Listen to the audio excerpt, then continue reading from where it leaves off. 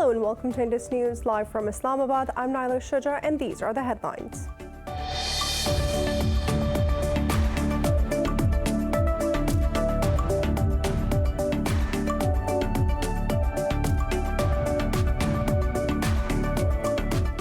In Pakistan, security forces have rescued 5 laborers in an intelligence-based operation in Khyber Pakhtunkhwa province.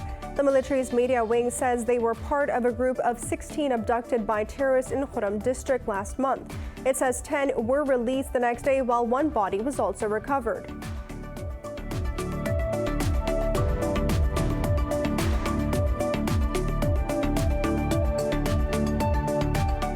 Indian forces have murdered 2 more civilians in occupied Jammu and Kashmir. The Kashmiri youths were targeted during an operation in Srinagar's Dunmar area.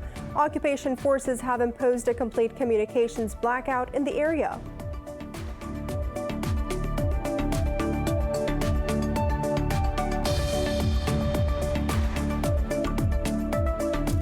The death toll from floods in eastern Germany has risen to 81. Authorities say more than 1,000 people are missing in the Neuenaar-Arnweiler region. At least 11 have died in Belgium, with the Netherlands and France also affected.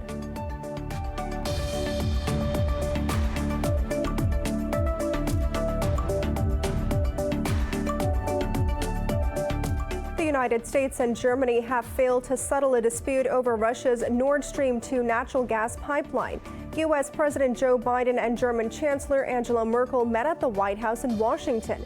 In a briefing, they agreed that Russia must not be allowed to use energy as a weapon to coerce its neighbors.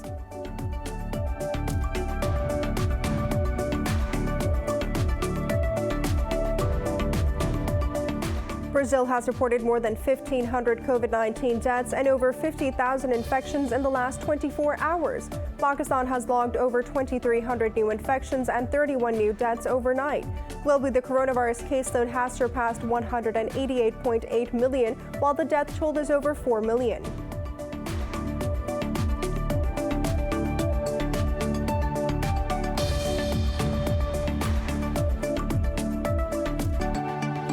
For more news and details, stay tuned. We'll be back after a short break.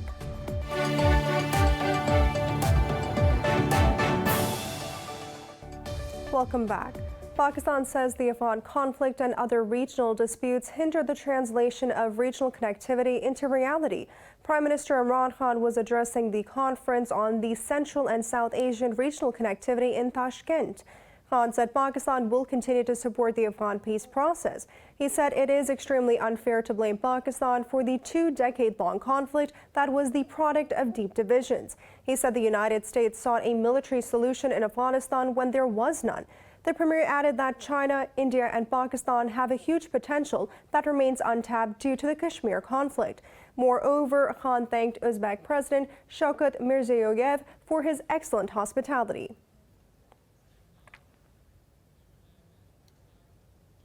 For more on this, we are joined by Air Vice Marshal retired Shehzad Chaudhry, a defense analyst. Thank you so much for taking the time to speak to Indus News. Now, Mr. Chaudhry, how heavily does this dream of regional connectivity in South Asia depend on the peace and stability of Afghanistan? Yeah, I mean, this is a tipping point in Afghanistan at this time, strategically speaking, because a very long term of the foreign forces in Afghanistan is just about coming to an end. And that status quo, which had been imposed upon the region because of the foreign forces, is, of course, now changing. So that creates more opportunities and potential and promise for the region to turn the corner.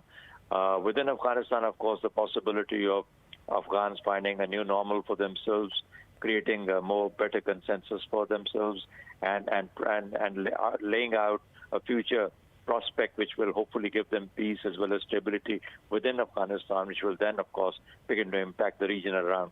The region, of course, in the meanwhile, has also moved on. The introduction of CPEC in Pakistan, the BRI initiative, the fact that the Central Asian states are more keen to now open up and find routes to further trade or developing trade in the region as well as across the world. And of course, the possibility of Iran now coming out of a tight corner that the U.S. had placed it under because of heavy sanctions. If the U.S. and Iran can come to some agreement in terms on the nuclear issue. So all these are the possibilities which have created that tipping moment for the entire region. And therefore, this flurry of activity that you see at the level of leaderships in the region is essential and important. It indicates to what all could happen and promise. So, of course, Afghanistan is the central piece there, but around that, a lot more is happening, which could decide favorably in terms of the future prospect of the region. Mr. Chaudhry, so do you believe there is a possibility of suitable peace and stability in Afghanistan anytime soon, considering the number of spoilers? Yeah, anytime soon is a difficult part there, because yes, as you mentioned, the number of spoilers.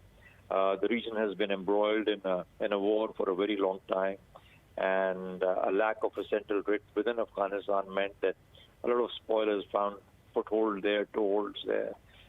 We popularly mention India there because of its presence in a huge way in Afghanistan, in the turmoil of Afghanistan, to try and impose a second front on Pakistan, which they had done in the last 20 years or so, 15 years.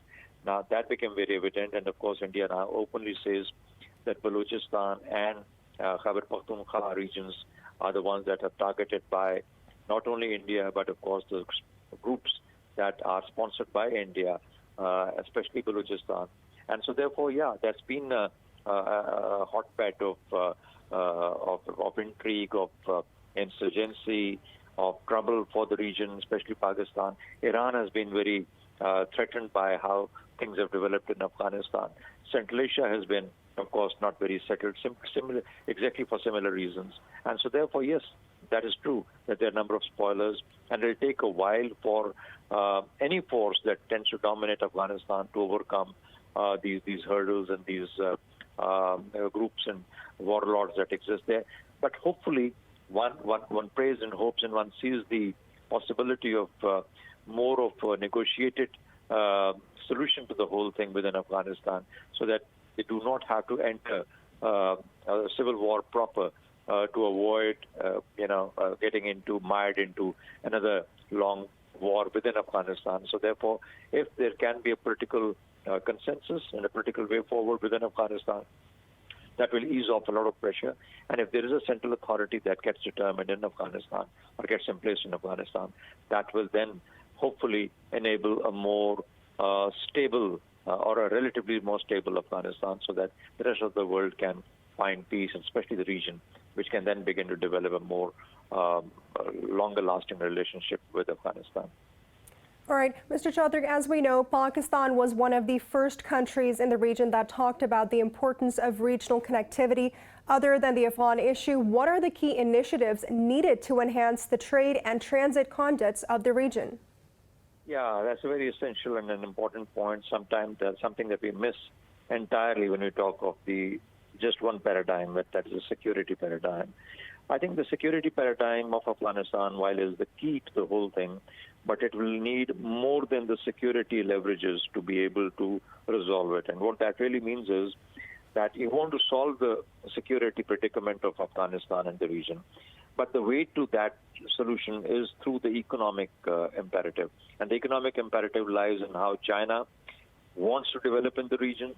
It has its own loop, his own branches of the BRI and the CPEC, etc., and its own relationship with Kazakhstan and then Kyrgyzstan, etc.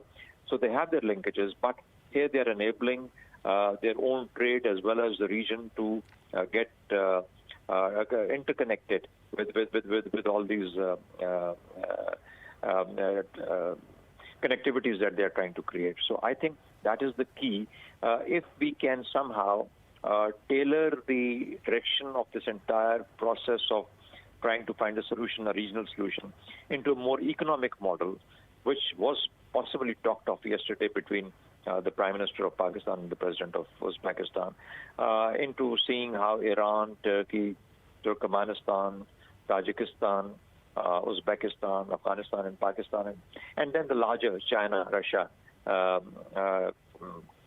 connectivity can also feed into this, I think this will then force the nations to look at the security paradigm in a different context. So my theory has generally been that the way out of the security paradigm is through the key of economic connectivity and economic prospects, and that is where the leaders must focus, because Afghanistan too will need to find its own means of sustenance, economic and financial, and therefore it will need to also have an economy developed around what goes around for trade in the region and between the rest of the countries. I think that is what is going to help them try and find better stability and security. Mr. Shahzad Chaudhry, thank you so much for taking the time to speak to Indus News. Now moving on. Islamabad has rejected Kabul's allegations that the Pakistan Air Force threatened its Afghan counterpart to support the Taliban. In a statement, the Foreign Office said Pakistan's Air Force never communicated with the Afghan Air Force. The Foreign Office said such statements undermine Islamabad's sincere efforts for the Afghan peace process. It said Pakistan acknowledges the Afghan government's right to undertake actions on its sovereign territory. The statement added that Islamabad took necessary measures within its territory to safeguard its troops and population. Earlier, Vice President Amrullah Saleh said Pakistan's Air Force warned Afghan forces against dislodging the Taliban from the Spin Buldak area. He also accused Pakistan of providing close air support to the Afghan Taliban in certain areas.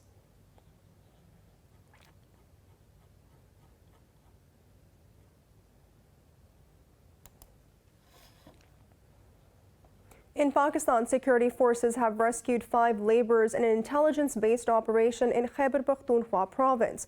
The military's media wing says they were part of a group of 16 abducted by terrorists in the Khurram district last month. It says 10 were released the next day, while 1 body was also recovered.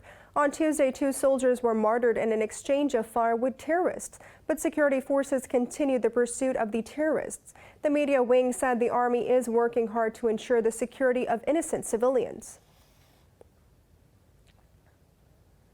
Indian forces have martyred 2 more civilians in occupied Jammu and Kashmir. The Kashmiri youths were targeted during an operation in Srinagar's Dunmar area. Occupation forces have imposed a complete communications blackout in the area. The troops have carried out hundreds of extrajudicial murders during their so-called cordon and search operations. Rights groups say Indian forces have martyred at least 400 Kashmiris since August 2019. The United States and Germany have failed to settle a dispute over Russia's Nord Stream 2 natural gas pipeline. U.S. President Joe Biden and German Chancellor Angela Merkel met at the White House in Washington. In a briefing, they agreed that Moscow must not be allowed to use energy as a weapon to coerce its neighbors. Merkel said Russia could face EU sanctions if it violated its agreement to continue shipping gas through Ukraine. Biden said both leaders agreed to continue to support the sovereignty and territorial integrity of Ukraine. They also agreed to collaborate to accelerate moves to tackle the climate crisis, emerging economies. China's Foreign Minister Wang Yi says Beijing and Moscow should jointly combat the stigmatization of the COVID-19 pandemic. Wang made these remarks during a meeting with his Russian counterpart Sergei Lavrov in Tashkent, Uzbekistan. Wang said that the 2 countries should work together to oppose the politicization of viruses' origin tracking. Meanwhile, Lavrov wrote an article on the 20th anniversary of Russia and China's Treaty on Good Neighborliness. He said the military cooperation between the 2 is not against any third state.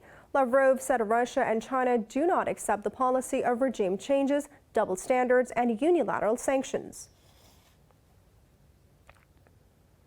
The death toll from floods in eastern Germany has risen to 81. Authorities say more than 1,000 people are missing in the Neunhar-Arweiler region. At least 11 have died in Belgium after record rainfall caused rivers to break their banks. Torrential rains have also troubled the Netherlands and France, prompting mass evacuations. Luxembourg has set up a crisis panel to respond to emergencies triggered by the heavy rains. In Switzerland, Lake Lucerne reached the highest level 5 and will flood if the waters rise just by 13 more centimeters. Forecasts suggest that more heavy rains are expected across much of the region today. Brazil has reported more than 1,500 COVID-19 deaths and over 50,000 infections in the last 24 hours. Globally, the coronavirus caseload has surpassed 188.8 million, while the death toll is over 4 million. More in this report. While new waves of COVID-19 continue to emerge in several countries, governments make it clear easing restrictions is directly proportional to vaccines. Canada says it may permit fully vaccinated travelers into the country by early September if the current trend in vaccination rate and public health conditions continue.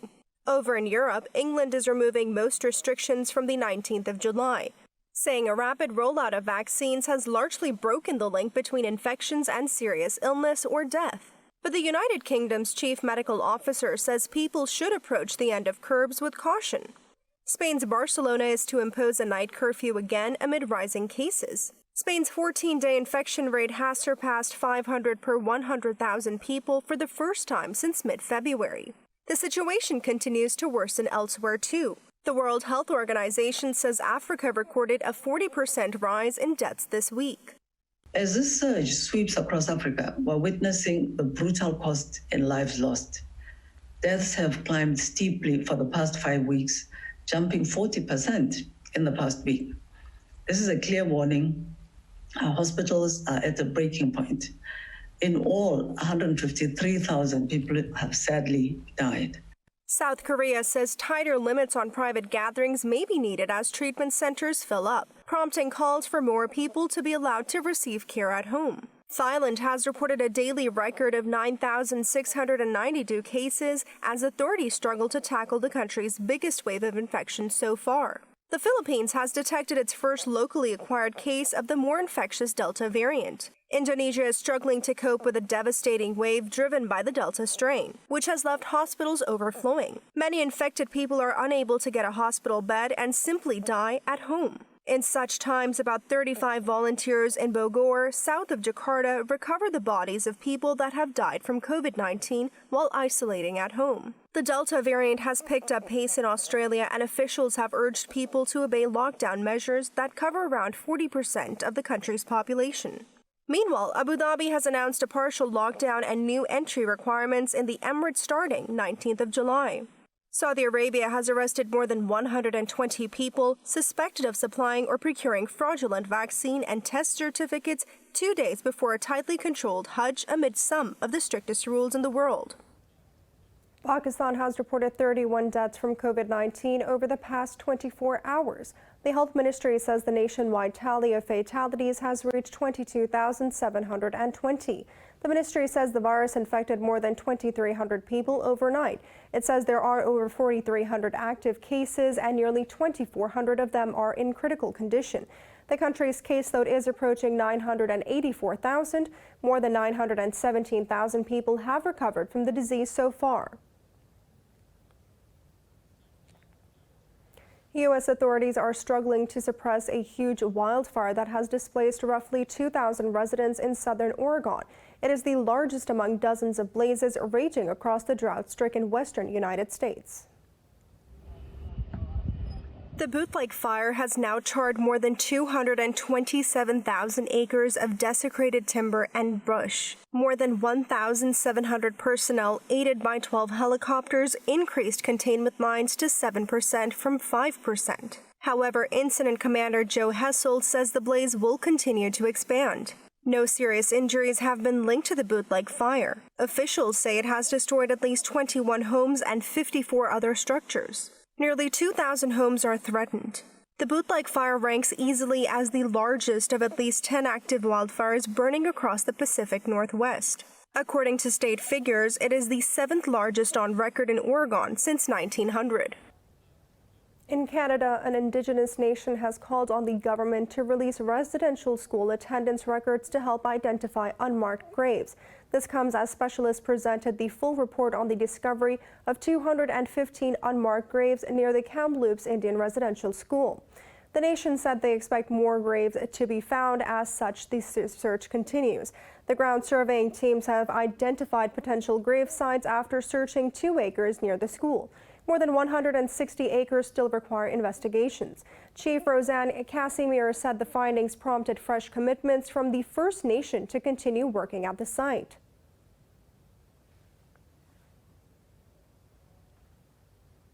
I look forward to a fulsome conversation where we can finalize the details of the federal government providing the needed supports as well as access to our student records, and also to continue to shed light on our missing children that are buried in our care.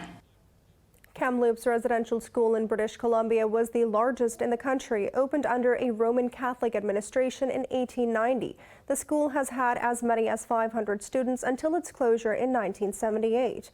Now moving on, in Britain, the inventor of a jet suit that lets its wearer fly like Iron Man has unveiled his newly electric-powered suit. More in this report.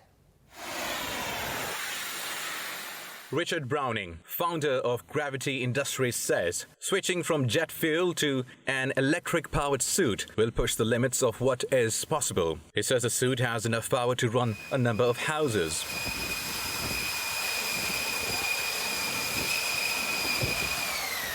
Suit has enough power to run a small street of houses. It is phenomenal how much energy you need in a small form factor to get a human off the ground, and it really just brings home how much energy you have in gasoline or diesel or those fuels. So we're getting there. It'll only ever get better. It has previously been tested by the paramedics in England's remote regions to get them to people in distress faster. The company has also demonstrated its suits to the Royal Marines to test how they can assist in maritime boarding operations. Yeah, so military and search and rescue, I mean, they are new applications, but no, they're very real. We've done enough exercises with both of those groups now in a variety of countries to prove that there's actually a really powerful role for the equipment. So yeah, watch this space. Gravity Industries was launched in March 2017 with founder Browning demonstrating his jet suit all over the world. The suit can hit speeds of over 128 kilometers per hour and is capable of reaching an altitude of 12,000 feet.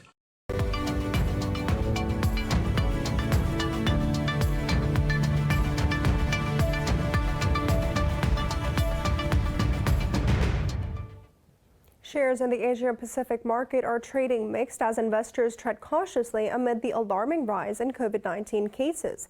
Japan's Nikkei 225 has dipped close to 1%, with shares in mainland China shedding over 0.5%. Seoul's Kospi has also dropped marginally. Meanwhile, Hong Kong's Hang Seng has gained nearly 0.5%.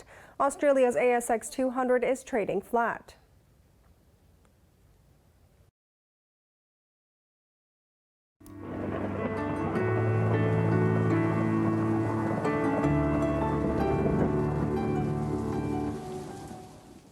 It's now time to take a look at the weather updates from around the world.